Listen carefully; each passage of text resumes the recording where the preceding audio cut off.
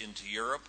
And we've asked our good friend Steve Erlanger to be the moderator, and I'll turn the floor over to him. Come on out.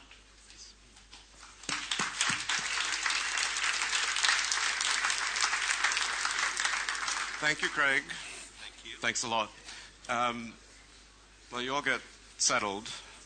It's not quite as bad as doing the panel after lunch, but it's the panel before everybody leaves.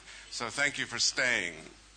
And we're going to try to finish it really on time because, as some poet said, we've all got miles to go before we sleep, and we don't want to be late. It's a pleasure to be here. I've had a fair amount to do with the wartime Balkans. It's nice to deal a bit with the peacetime Balkans. And it would be remiss of me to stand here and not simply mention Richard Holbrooke's name. I'm not going to tell you a Holbrooke story. You've heard enough of those. But I do think of him at this moment.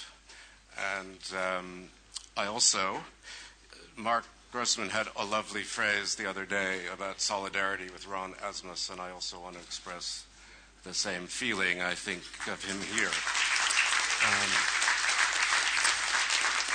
So, having said that, I sometimes think of the Balkans and the EU now. I mean, the famous Trotsky line was, "You may not be interested in revolution, but the revolution is interested in you."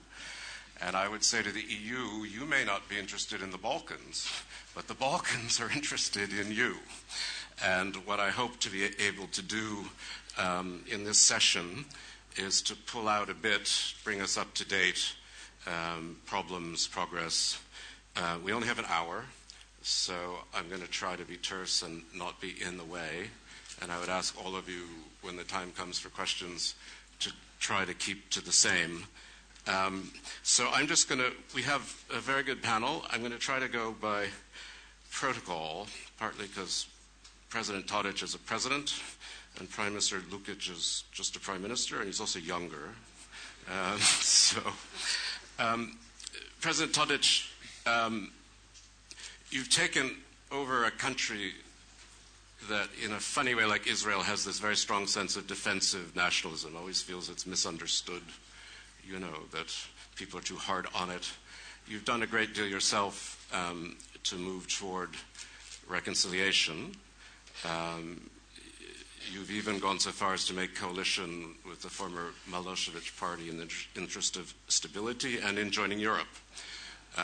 But there's a strong nationalist party too. Elections are coming sometime in the next 6 months or so. And you've been hit hard by the economy. So, in a way, one thinks it's stable, but it's not. Serbia, I have the sense, hasn't quite settled in to its new role. Could you talk about that? What you're doing to try to get it to fit in this larger world that actually not very long ago made war with it? Thank you. A few years ago, for Serbia was critically important to achieve stability and to create stable society, especially having in mind many problems we were facing with during the last decade of the 20th century. Right now we are a stable society, politically speaking, even though we are affected very much because of economic crisis. Having in mind the fact that we didn't have a significant investment during the crisis period, our economy is becoming more vulnerable, which means all political reforms that we have to implement are facing with a real challenge right now. But we are continuing our efforts in that direction, and I'm really optimistic in terms of Serbian path towards Europe, and before that, implementing reforms. Because, not very long ago you had 50,000 people out on the streets campaigning for change, and, what was bothering them, do you think? What aren't you giving them? I think the people has a right to demonstrate, asking for their demands, but at the same time that was a peaceful way, and I appreciate that way. That means Serbia is a democracy.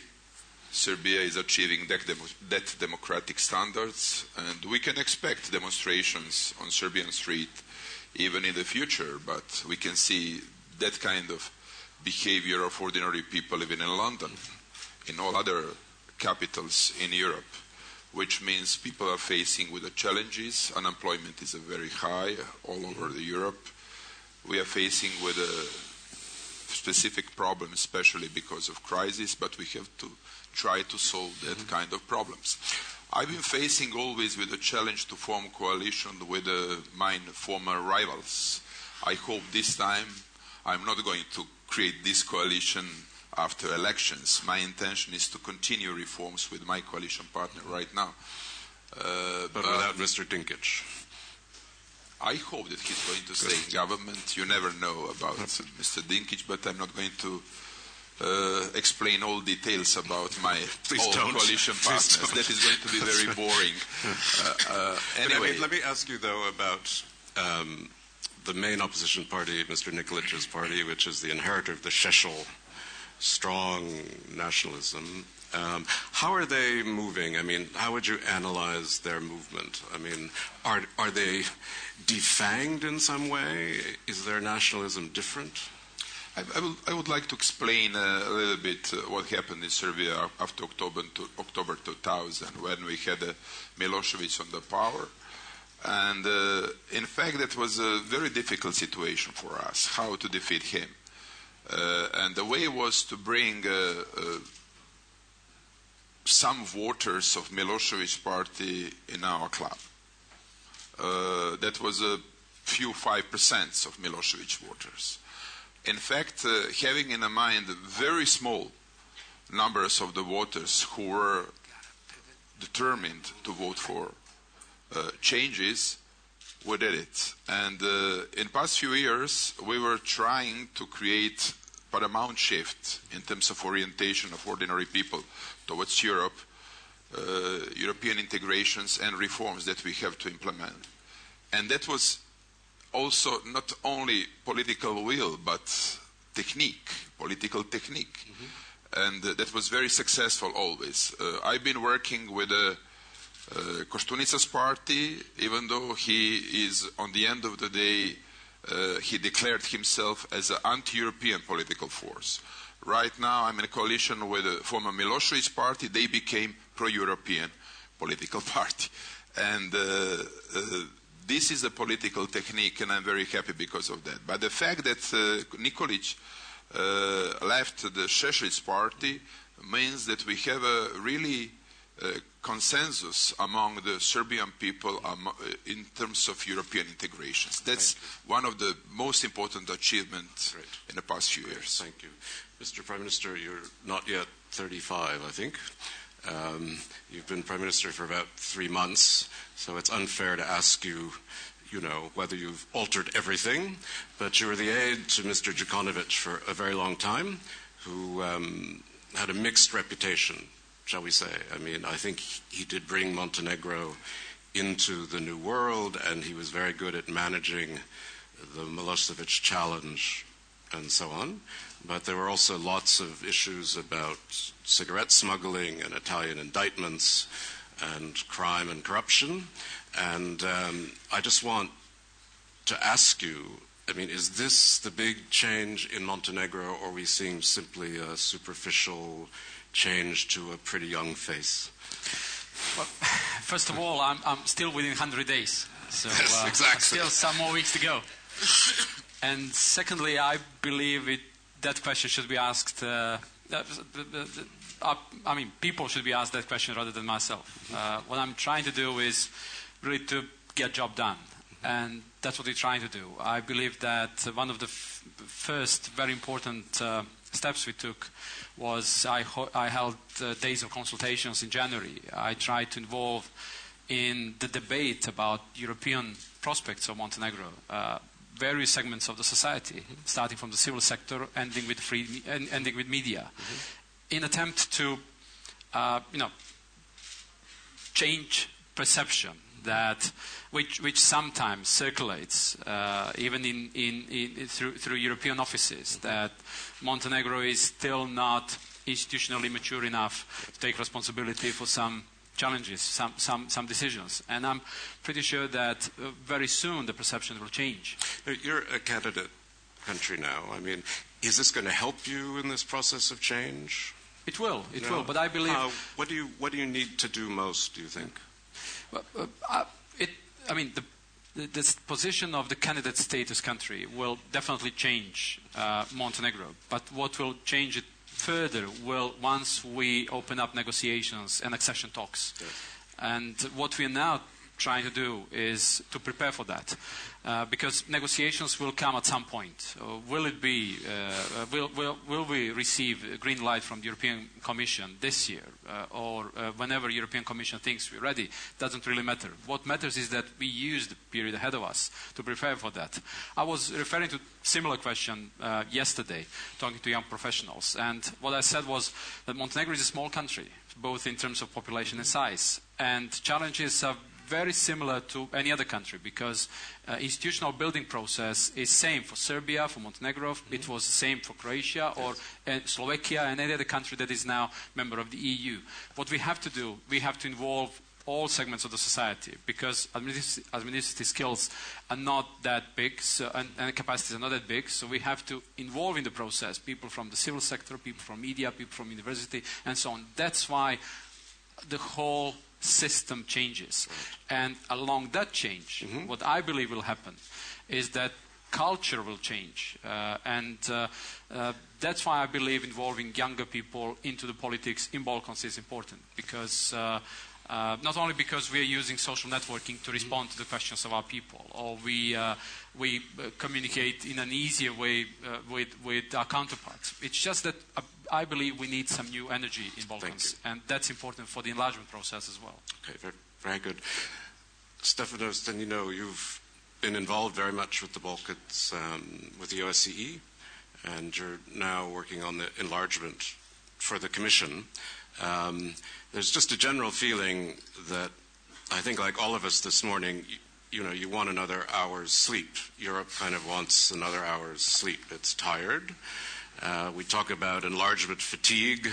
Maybe it's worse this morning than other mornings. But is Europe too tired to take on these new countries and challenges? I mean, you'll say no, but explain why no. Okay. Well, first of all, I think that the fact itself that there are so many people around in the morning, where there was also the change of the time into the summer time, it's not an element which is worrying me in the sense of the perspective for the future of the enlargement process. I think that we are not tired. I think that there are good news coming from the region. There are good news coming from Europe towards the region.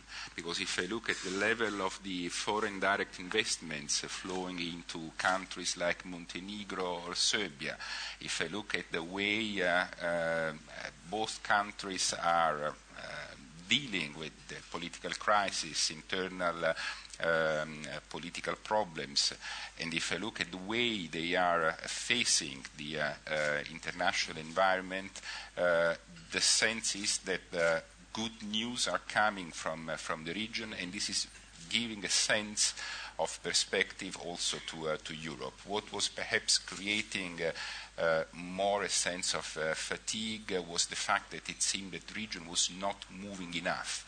Even Croatia was slowing down, right?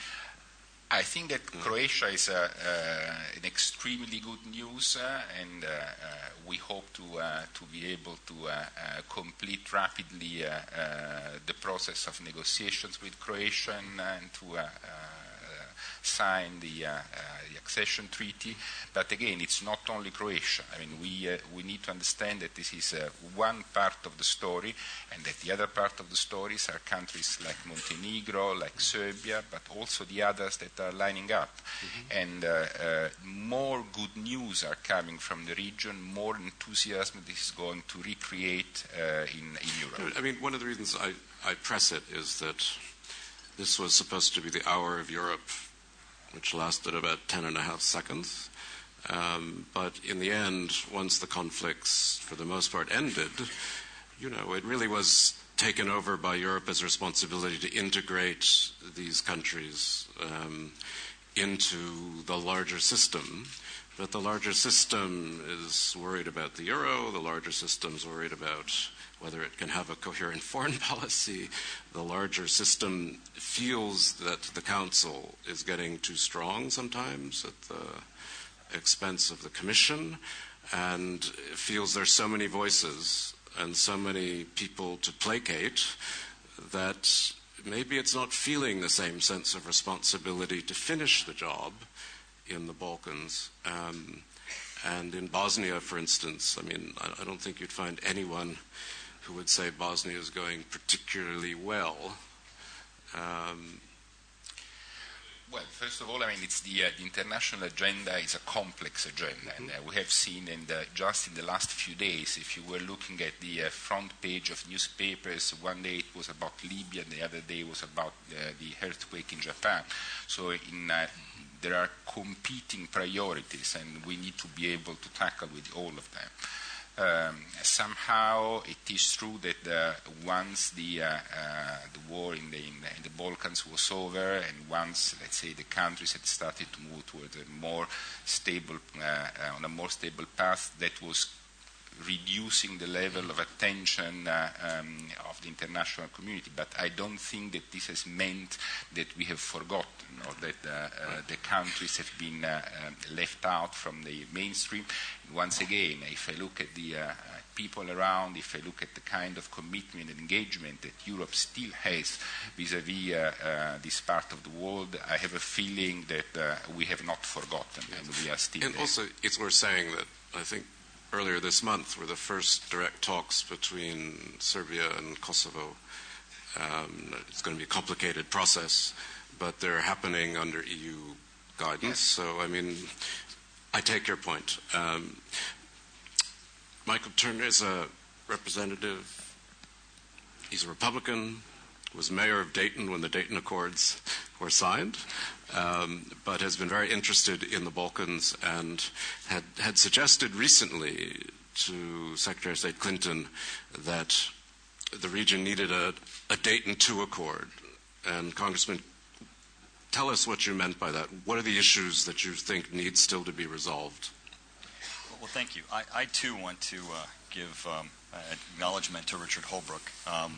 Obviously, my community where the Dayton Peace Accords were negotiated has a particular affinity for Richard Holbrooke and, of course, his accomplishments with the Dayton Peace Accords. My first trip to the Balkan area was in '96 with then Commerce Secretary Mickey Cantor on the follow-on, the economic mission of the tragic Ron Brown crash that occurred.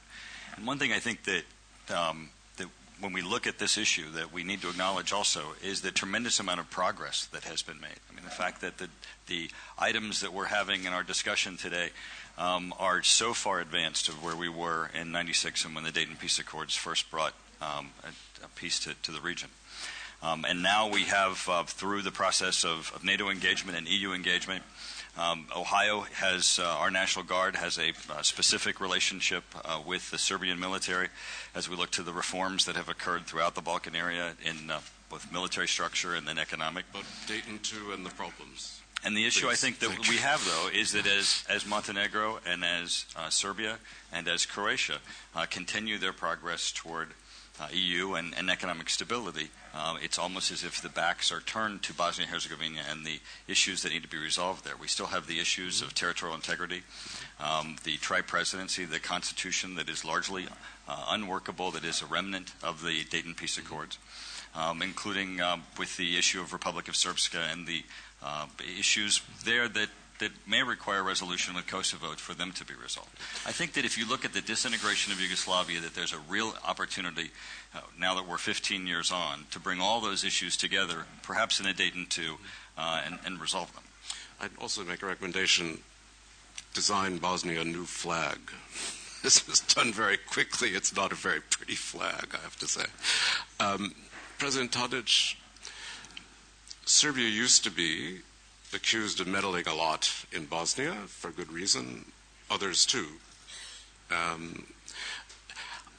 Do you have influence now in Bosnia? What kind of influence do you have? Can you really push it along, or has the sort of separation between the sort of Serb part of Bosnia become institutionalized? We have a very good relations, not only with the Serbs and the Serbian Serbs that are politicians in Bosnia, but also with all other ethnic groups. And that is what we are intending to do, to help. We are not having influence like during the Milosevic period. And that is exactly what we are trying to avoid, that kind of scenario. So are we. Well, of course. But the main thing in our policy towards Bosnia is to protect the integrity of that country. And that is in our common interest. I'm sharing this view with the President of Croatia, Mr. Josipovic, and that's good news. But we have some concerns about development in Bosnia-Herzegovina. By Dayton's agreement, this country is formed by two entities, Federation and Republika Srpska, and they are living three ethnic groups. And everything what they are going to decide is acceptable for Serbia, for Croatia. But we cannot interfere in their relations. They have some particular problems, but from my point of view, it's very important to avoid any imposition in Bosnia-Herzegovina. Otherwise, we'll be in trouble altogether. And from that reason, we need it takes a patience, it takes a time, but they have to negotiate to each other to find some practical solutions in terms of functioning. That Europe has actually sort of, that Dayton's failed in the end. It stopped the war, but it hasn't built a state. I don't think so. That was crucially important in terms of achieving peace, stabilizing country, and that is a good basis for further talks. Okay. And that is why I don't think so that Dayton's failed. Okay. Let me just ask you just very quickly, because then I want to go to the audience. Kosovo, one has to talk about Kosovo. It's not Bosnia. It's considered still very much a part of Serbia. You won't recognize its independence. It's clear. There's a partition at the Ibar. I was there when it happened. The French troops could have stopped it. They didn't. But here we are. I think talk of Preševo and exchanging territory is gone. That's my sense. I don't know if you all agree. What can you offer, and what can Kosovo offer the mostly Serbs north of the river to make them actually feel that or understand that the world has changed and they're not going to be part of Serbia again? If you want my opinion, yes, I think that regarding Kosovo, we have to start from the reality that is existing on the ground, which means Albanians mostly are not going to have to. As in the future, they didn't want to accept the Serbian sovereign roof. Mainly Serbs on Kosovo, especially on the north, do not want to accept Albanian sovereign roof over Kosovo. And that is reality in which we are living. In that respect, that dialogue between Pristina and Belgrade is very important in order to deliver some technical and concrete solutions for ordinary people. Even though we have different views regarding Kosovo, we cannot block a normal life. And that is why this dialogue is very important right now. We are starting from the technical issues. Probably we'll come to the more difficult issues on the end of this dialogue. But right now we have to solve something concretely that is very, very, very important for both sides, for Serbs and Albanians.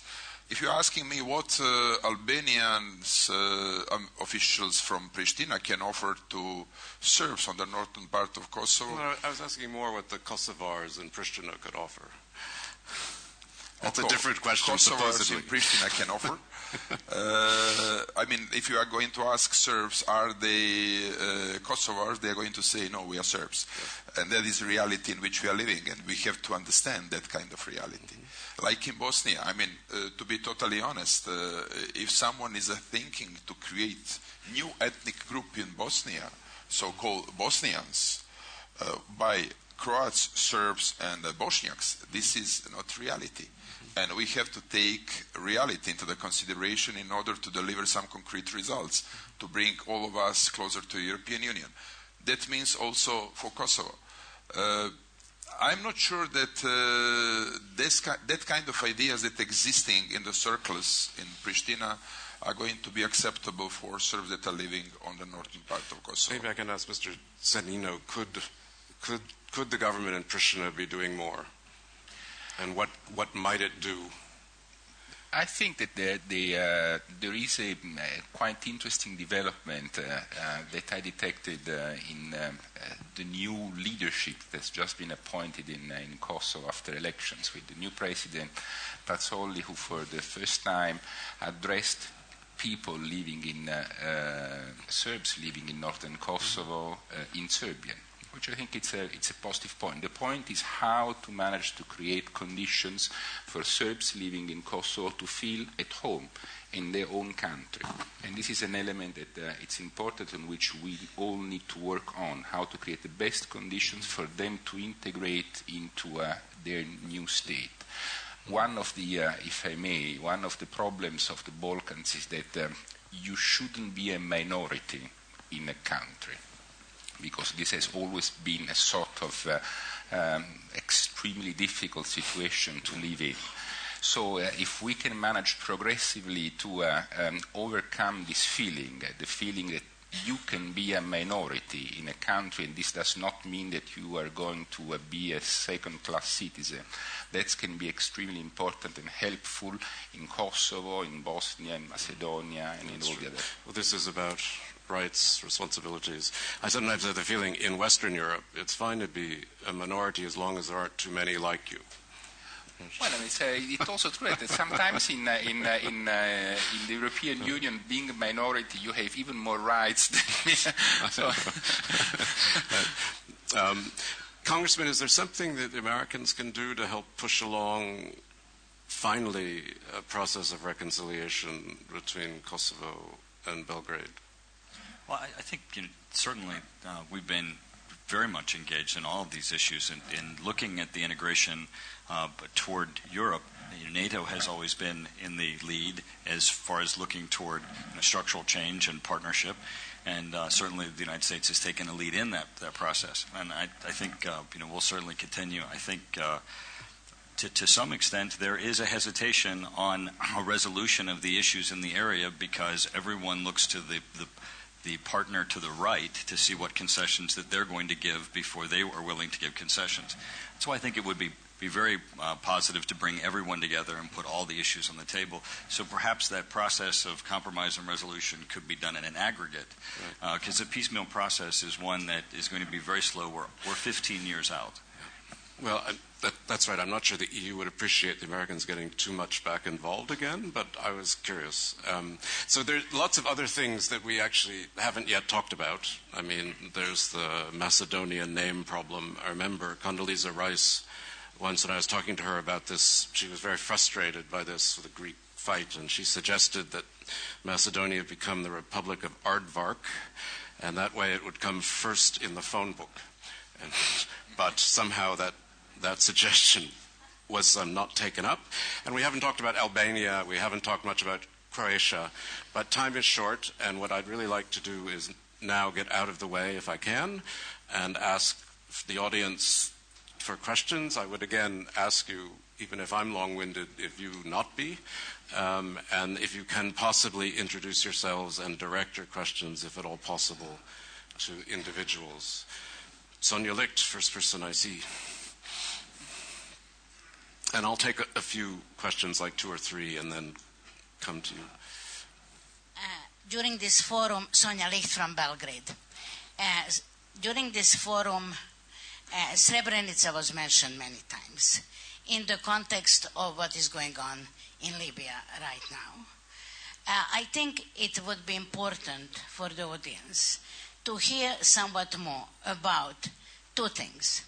One is efforts for reconciliation in the Western Balkans, and second, how does the panel believe, especially those who are very much involved, is regional cooperation progressing and helping this process of reconciliation. Okay. Let me take one more. Is there... Where do I... Heather. Okay. Heather Graby from the Open Society Institute. One of the remarkable features about the region is that here we are more than a decade on from major international intervention, and yet there's still a lot of outside players who are often very welcome in the region. We see mediation in Albania going on between the parties. We see the way that both Americans and Europeans are involved very strongly in Bosnia. Of course, there's the issue of Kosovo. But there are also new players coming in particular Turkey, which as part of the, I think it was 4 legs of the bridge, has also got involved. It's not quite clear where the relationship between these different powers, you could call them, or partners, is going. What really do you see from the ground, particularly from Serbia and Montenegro, for some kind of an agreement about the future of the region? Is it about seeing what each has to offer and taking mediation where it's helpful, or is it actually about forming some kind of a common vision? And what concrete results have really come out of all of this intervention recently? Right. Do you want to talk about, I mean, the reconciliation question is a big one. This is a big one. Why don't we try to answer those two? Mr. Prime Minister? I mean, it's all about regional policy, basically. It's about how countries in the region cooperate, and it is about what is it we could do as leaders in our countries to promote regional cooperation. And I believe there are many possibilities.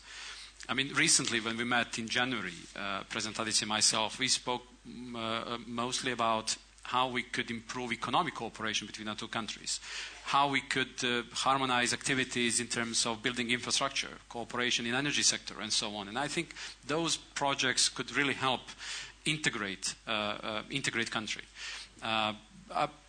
Unfortunately, all of our countries have lost a lot of time. We have lost basically 2 decades. We have to run very fast to catch up.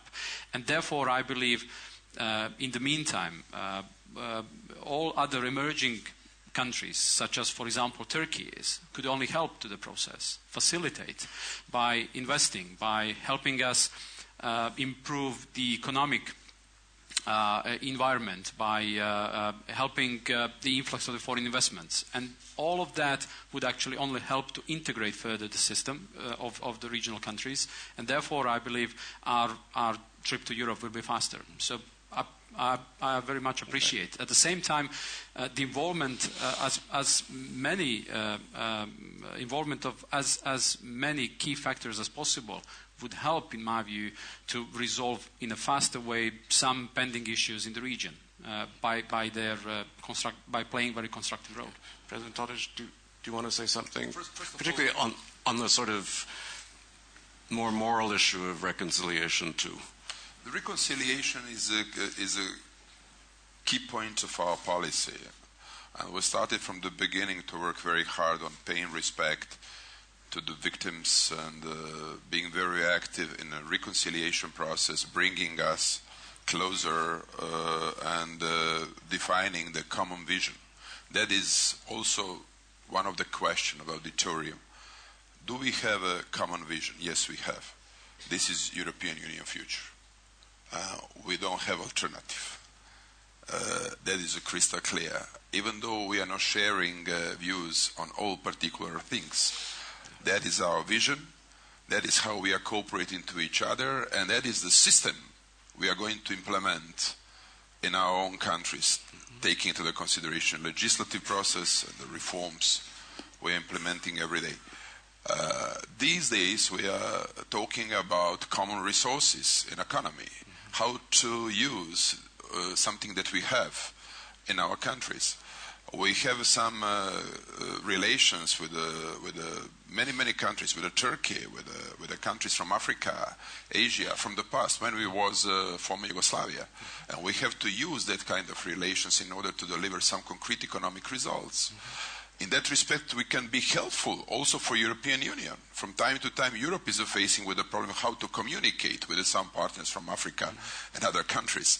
But that is what we are doing. In the next few days, I'm going to have a trilateral meeting with the Prime Minister of Croatia and Slovenia. We are going to define what we can do in terms of new economic appearances, new markets that are going to be available for us. Also, Montenegro. We had an informal meeting a few weeks ago in Belgrade, and that is how we are communicating. In general, from that perspective, situation is extremely good. Yes. And on the Balkans, extremely good. Right. Totally different in comparison with the period when we had a Dayton's agreement, even only few years ago. Situation is really very, very good. No, I mean, I don't have a lot of Yugo nostalgia, but as an economy, it worked better. There's no question. I'm not talking about nostalgia. I'm talking about concrete and very rational processes. Now, let me ask you something else, if I can, and maybe it's slightly unfair. I don't believe, by the way, at all in collective responsibility. One has to be very clear about that. But do the people of Serbia understand yet, in a way, what happened and why people outside Serbia responded the way they did? Many of them are understanding, some of them are not understanding, even today. But the problem is coming from the political sphere. Some politicians are not understanding. Yes, of course. Even those that are trying to become pro-European oriented right now. But this is our reality in which we are living, and we have to have new efforts in that direction. Thank you. I'll take some more questions. Dima? No. Okay, he's passing. I have hands here. Way in the back. I can't see. And then Mr. Jorinda. Is it Alex? Yes. Hi. It's Alex Rondos from Greece. I have a question which was prompted by, I think, a comment of yours, Steve. I'd like to hear, especially from the participants from the region, how much interference do you actually want from outsiders in the deeply internal negotiations about the settlement of outstanding issues? And let me put a real blunt question to President Tadić. When you are negotiating with the Kosovar, do you see the Kosovar in front of you, or do you see the United States in front of you? Do you want to answer that right away? Thank you very much. Do I look like a Kosovar? I think that my smiling is a crystal clear answer. We see Kosovars in front of us when we are talking about achieving compromise. But from time to time we feel huge influence from other countries. And what is very important, everything what we can agree, everything what can be compromised for our two parts has to be supported by other players. That is very important. What we are doing in Bosnia, we are only supporting all ethnic groups and all politicians in Bosnia to reach a agreed solution. That is exactly what we are trying to do with the Kosovars, with the Kosovo Albanians, whatever you want. What is my intention? My intention is to solve historical conflicts that exist in the Balkans. I truly believe that we cannot bring more conflicts in European Union. European Union is a little bit tired because of their own conflicts. And we would like to solve our conflicts and to implement reforms as soon as possible and to prepare ourselves to become member states. This is the most difficult problem, but we are starting from the most difficult problems.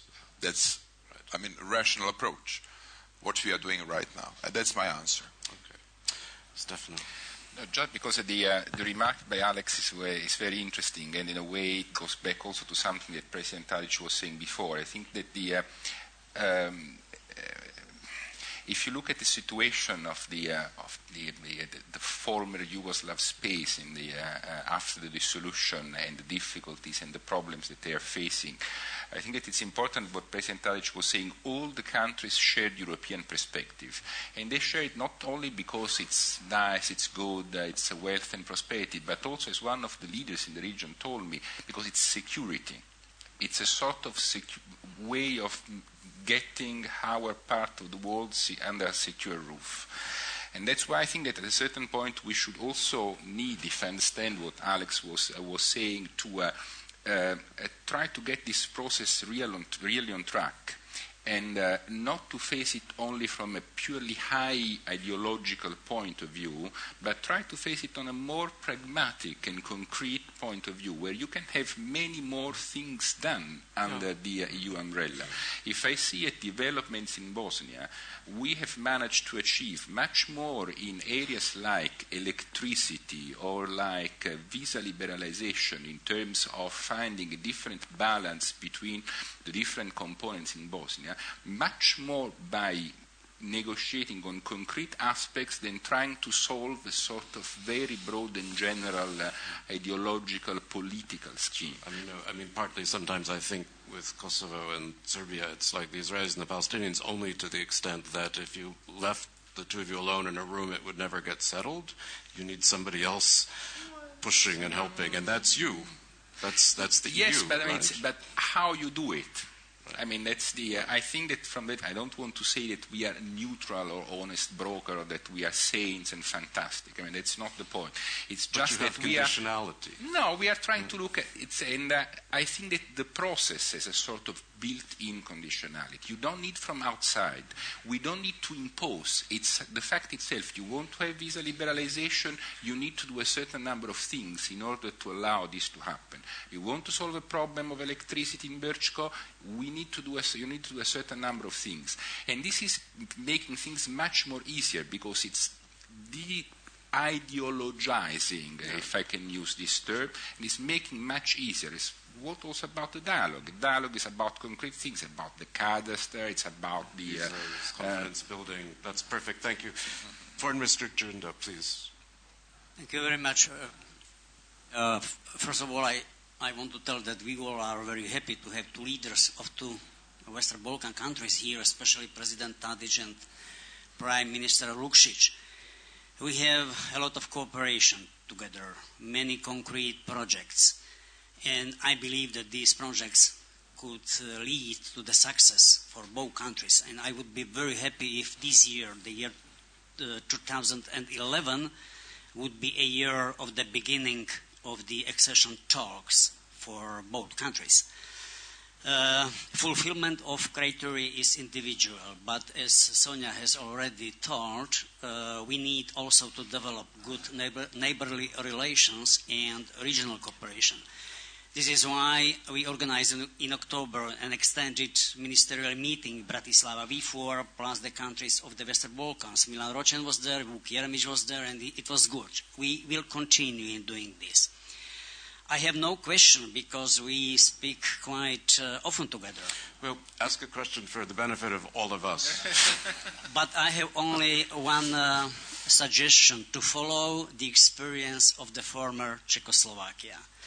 We split peacefully in 1992 in order to be reunited again in the EU 12 years later. So do we.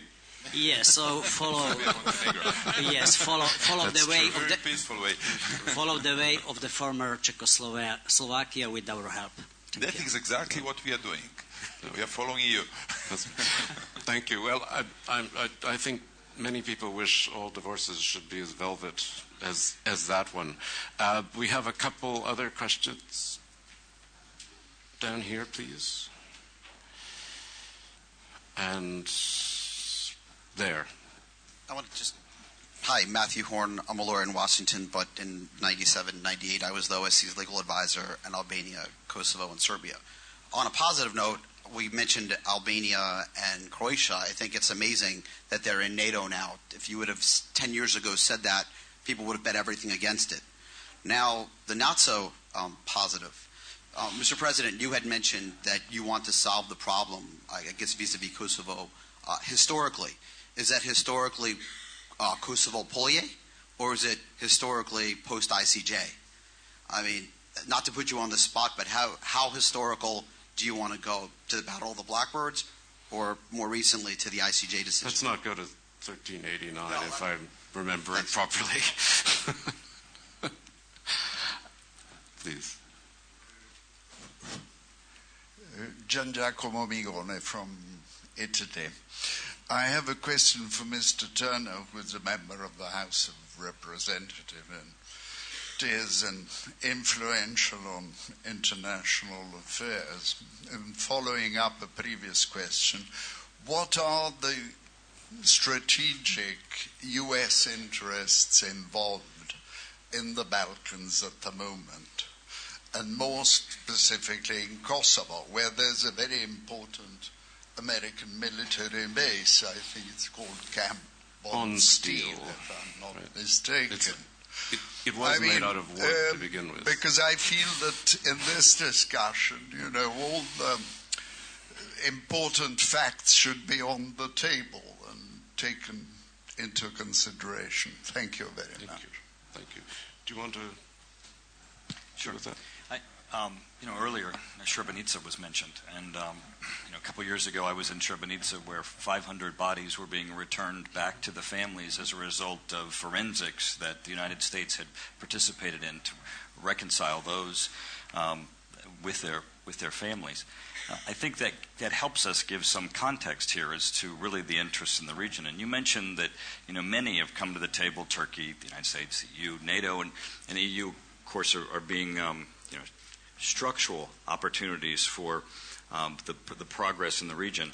I think that the strategic interest that everyone has is we realize that this is not just about economics or economic development. It's not just about government structures. It's about real loss of life that occurred. And I think that there is a real threat that if we don't get this right, that we're going to have conflict that perhaps could return to the area. Yes. To Michael's question, anyone? How far back do you want to go? About your question?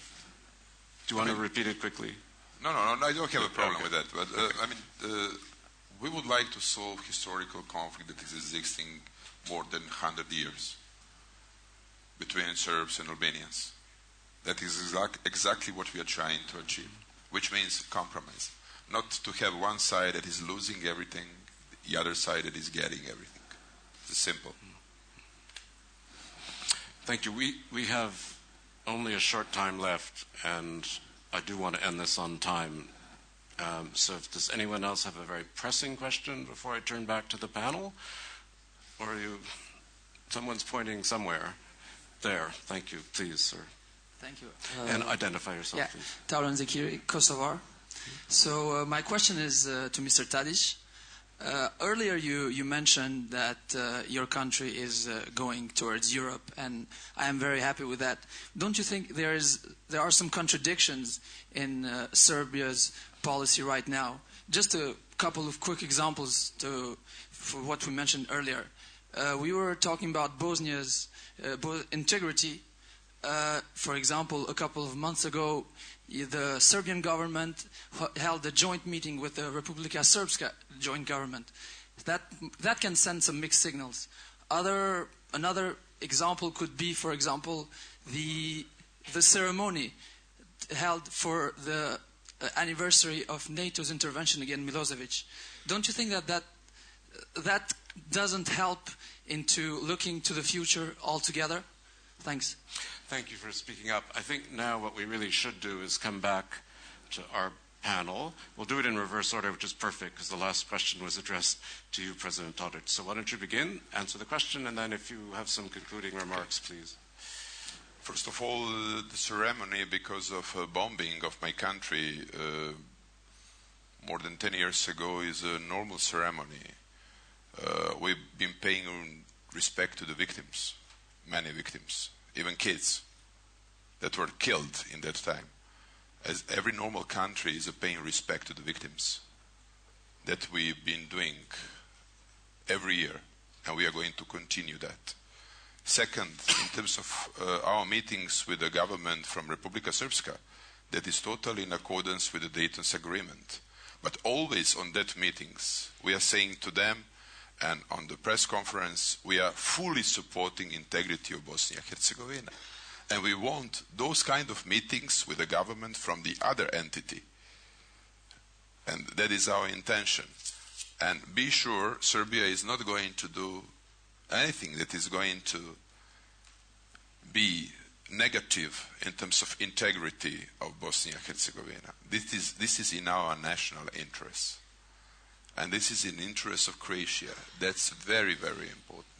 We want to protect integrity of Bosnia and Herzegovina as one of the countries that is guarantor of Dayton's agreement. Prime Minister Lukšić, object lessons from the past. What message do you have to the EU? I mean, how fast? What should they be pushing? Well, what do you want from them? Going back to the beginning of the panel, when you reminded on Trotsky's line, it is us who should be the revolution coming to the EU. I don't think we should do it. I would rather read that the other way around. But I believe that European Commission and European Union member states, they should also contribute to the common vision we were talking about the region. Because as President Tadić said, common vision, yes, that's our eventual membership of our countries into the EU. But I believe, and I believe that it is also up to the European Union countries or member states to keep communicating that message to us, which is not only defining tasks, and we are perfectly okay with reaching high standards in order not to repeat some mistakes from the past, and that's okay. But I believe it is not. That's not what only matters. What matters is that we really have very strong communication from the EU, very strong message from the EU member states that they are ready to accept Western Balkan countries into the EU, and by that encourage us to do more. And I believe negotiations process for accession talks for both Montenegro and Serbia will actually motivate our governments to do more in terms of regional policy, in terms of institutional building, in terms of economic cooperation, so on and so on. And I believe that's the best way to go if we really want to sort of round off the process of integration by letting Western Balkans in, which is not taking any shortcuts in terms of reaching standards. It is just supporting us on that way. Yes. Congressman? Well, I think one of the great parts of this discussion is the tremendous amount of progress that has been made. The to-do list is so much more advanced when we look at where we were in coming out of the 90s. And I think everyone is just very pleased with the leadership that you see in Serbia, Montenegro, and Croatia. I do think, though, that the to-do list has items that include Bosnia and Herzegovina that need to be resolved, that perhaps need that coalition of countries sitting down, assisting in how can we transition from a Dayton Peace Accord constitution to a workable government that can, as the President was saying, ensure the territorial integrity of Bosnia. Thank you. Well, maybe it's appropriate in the Brussels Forum to give the EU the last words. Well, I would say a couple of things. One, we want you. I mean, it's really, we want you to be... SMS. We want you to be part of the European Union. We want the Balkans, all the countries of the Balkans to be part of the European Union. This is a commitment that we have taken collectively almost 10 years ago. I mean, you have here one of the persons who have worked more on this, is Alex Rondos, in trying to push this agenda forward. I think that this is really what we are all trying to do. So we want this to happen. There is no fatigue. There is no. We are not tired. Quite the contrary. It's very exciting what happens in the Balkans, and it always deserves interest and attention. Second, it is very true what now Prime Minister Lukšić was saying concerning the fact that we need to write a common narrative about a new script about how the Balkans are becoming part of the Union and what it means for the countries, because it's much more, I was saying, than just stability and prosperity. It's really about imagining a different future. And if I have to say, I think that Montenegro has done a lot in terms of entering this new perspective. And the last thing is that respect for this region, for the leaders of this region. Sometimes it's complicated, sometimes it's not always easy to understand how it happens, but we have a tendency of, from time to time, becoming too prescriptive about how things should go and should develop. Interaction is important, peer review mechanisms are relevant. In Europe we have a lot of it from that point of view, and it's a good experience sitting around a negotiating table and trying to find a common way, but respecting the political will of the people and of the politicians who are also representing peoples in these countries. Very nicely said. Thank you to all of you. Thank you to the panel. Thank you, Stephen Erlanger. So if you could just keep your seats, we're going to conclude. One of the things that we've done this year is we set up a writing contest for a pair of young writers on transatlantic topics, and we're going to invite the Foreign Minister of Belgium in just a second to give out that first award. In the meantime, 2 or 3 quick things. First, if you have suggestions, criticisms, whatever, send them to us. My email is ckennedy@gmfus.org. We actually listen to your complaints, and it helps us make it better. Okay, so it was a little cool today, but isn't that better than it was the year that it was about 110? See, you'd rather have cool than this. But no, we're open. Tell us what you liked, what you didn't like. We appreciate it. Second, let me just recognize again the federal authorities of Belgium and Daimler for their tremendous support, and all of our other partners, Deloitte, BP, BNP Paribas, the European Union delegation to the United States, and the government of Poland, the Foreign Ministry of Poland, sorry. We really appreciate their help. And with that, I'm going to invite Steven van Aken, the Foreign Minister of Belgium, to come forward and conclude. Okay. Thank you, and don't worry, I won't be long. I think another successful edition of the Brussels Forum is coming to a close, and a year ago I was here, and at about 3 months before the Belgian presidency of the European Union, and having listened to the debate, I might say that we were very proud that also in the discussion that you've witnessed these last moments, Belgium has been very proud to be able to push forward the idea of welcoming also the Balkan countries into the European Union.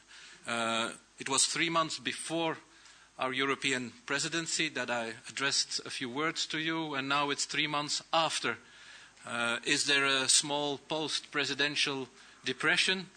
Well, no, because the world is still turning, and the challenges that await us are tremendous. One of the strong ideas I wish to give to you at the end of this Brussels Forum is that the pace with which we see the evolutions in the world present us with questions on which answers have to be given quicker and quicker and quicker. Think, for example, on the recent events in the Arab world, having a look at how the future of not only the north but also the south of the Mediterranean can be included in something which is giving hope to people, underscoring the fact that when people speak about human rights and say that they are universal, that this is not only an academic truth, but it is also a truth for the youngsters that today in the streets of Tahrir and elsewhere in the Arab world are saying, we want to be able to choose our leaders. We want to be able to be free to express ourselves. And sharing, accompanying that history is for each and any Minister of Foreign Affairs a very challenging time.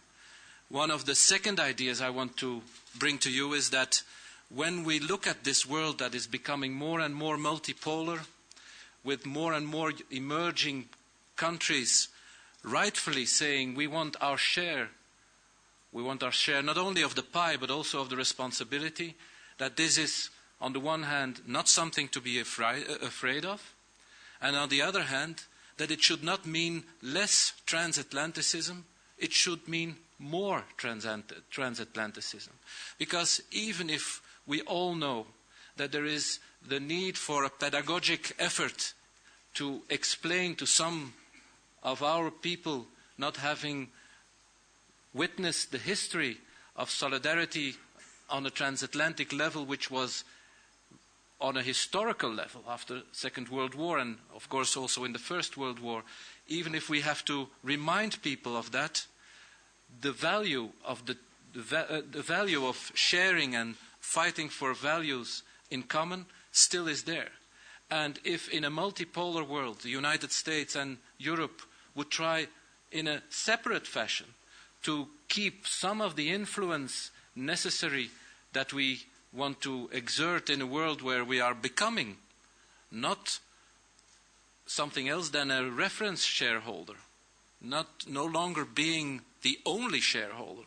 If we do that each separately, we will do it less efficiently than when we do it together. So with a very, very clear conviction, I say, yes, we have to embrace the multipolar world. Yes, we have to take into account the emerging new friends that are addressing their questions to us, but in the same time we need to do it taking into account the value of old friendships and not thinking that this is something that can fatigue us. Now, in order to come back to what a year ago I said, a year ago I talked about the need to be able to have a look at the long term. Very often when you're a Minister of Foreign Affairs, you have the feeling that you would like to stop time for a second and say, let me reflect, let me please think about this. But the answers have to be given right away. Of course, I don't know if you know the story about the lumberjack who was that tired that he could not sharpen his axe. He was so tired by cutting so much wood that he said, I don't find the time to sharpen my axe. Of course, we need to sharpen our axes. And we need, as politicians, as representatives and responsible people from the corporate world, from the academic world, from civil society, we need to sharpen our axes. And how better to do that than by saluting the effort, the creative effort of youngsters. And that is the reason with the support of the General Marshall Fund, I chose to put into life a prize which we are going to give each year now to a team of at least 2 people, and they should be American and European, and join forces in giving us some provocative ideas. And many thanks to the jury, Dirk Wouters, my own Chief of Cabinet, but also Jamie Shee, Deputy Assistant Secretary General of the NATO headquarters, Ms. Sinia Dormandy, the Senior Fellow at Chatham House, Dr. Constanze Stelzenmüller, the Senior Transatlantic Fellow from the German Marshall Fund, and last but not least, Ms. Virginia Stern, Vice Consul of the United States Embassy to Belgium. Thanks very much for this jury to have been reading a lot of papers. They presented me with 3 finalists, which I read all of them from page 1 until the last page. They were all very provocative and very interesting. And I'm very proud to be able to announce that the fine fellows that have written the winning essay really came up to the challenge. They did answer to this fundamental question, how to rebuild transatlantic accesses. And I must say also that realpolitik was not something that held them back. When I read it the first time, and I was still in my mode of taking up responsibility, being very much the politician I am, I was thinking, these are dreams. But then I imagined dreams become ideas. Ideas become proposals. Proposals become law. And law, once in a while, becomes reality. So let yourself not be taken back by this bold thinking, and the authors, they force us to look ahead at our transatlantic future, and they make a case for 3 things. for a transatlantic free trade area, for a new international financial regulatory environment, and a resource reserves system that would guarantee a steady access to raw materials. Ladies and gentlemen, I will be asking to David Post and Pierce O'Reilly with their essay, New Institutions for a New World, the Transatlantic Alliance and the Future of the Global Economic Order, to come forward, and please accept the first Young Writers Award. Are you David or? Congratulations. Congratulations.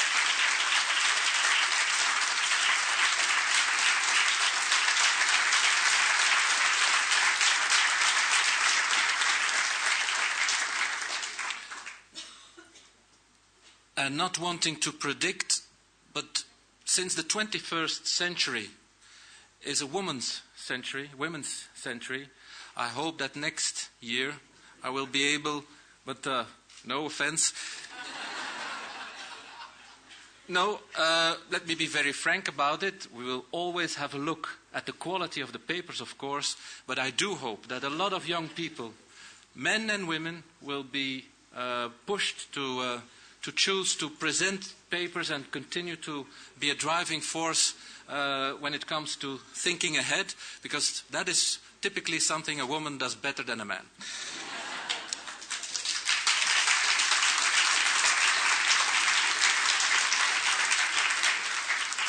A few last remarks, only 30 seconds, to simply say, dear friends, colleagues, this Brussels forum we're about to close has been again, a very successful firework of confronting ideas from both sides of the Atlantic and from far beyond.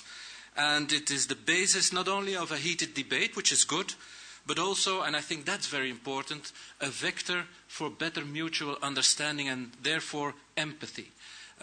Being the representative of a government that is in a caretaking situation since, well, somewhat after my speech over here, and still being in that position, I want to say take care. Hope to see you again next year. And I hope that this exchange of thoughts that we have been witnessing these last few days, Mr. Kennedy, that it will continue in the years to come, and you can count on the support of the Belgian government. Thank you very much. Thank you so much.